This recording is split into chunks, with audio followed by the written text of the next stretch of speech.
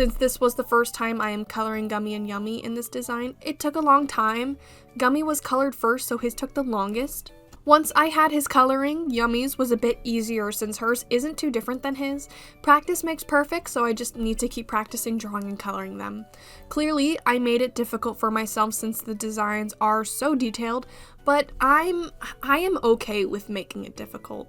Okay, as much as I complain and sit here and be like, Chrissy's the worst, I thrive and crave that kind of struggle. Like, I want to step on the thorn and kick the rock just so I can stand up, hobble over to the finish line, and turn around to see that regardless of how difficult it was, I did it.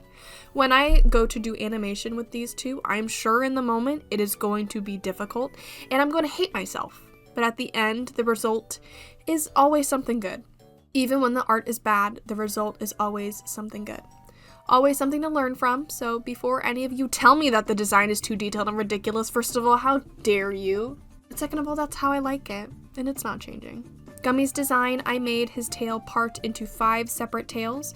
I did the same thing on his head and 3 parts on his cheeks. I kept the same colors from the first ref sheet, and I changed his squiggle pattern to be more jagged like his angular shapes. His pupils, eyebrows, and nose are diamond shaped.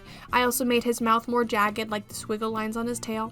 You will see the same jagged triangle pattern many places, including the palm of his hands, fingertips, chest, stomach, knees, and the front of his legs on the top and bottom.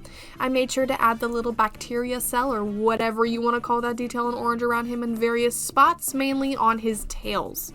Yummy has all these same exact details, just rounded out. The patterns and details separately aren't that much to deal with. When it's all together, it does become a lot to read, which I like. That's on purpose. I think they should be a bit overwhelming to read.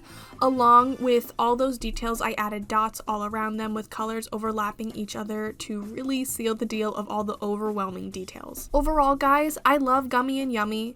They turned out exactly how I wanted them to. When I first was going to adopt the original character, it wasn't something I would have normally picked.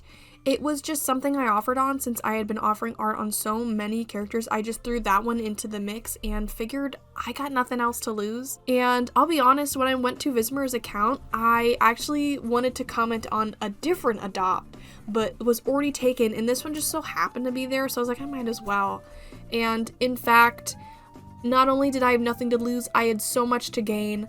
A personal thank you goes out to Vismer on Toy House, who not only was patient when I got her art to her so late, but was very easy to work with and very, very kind.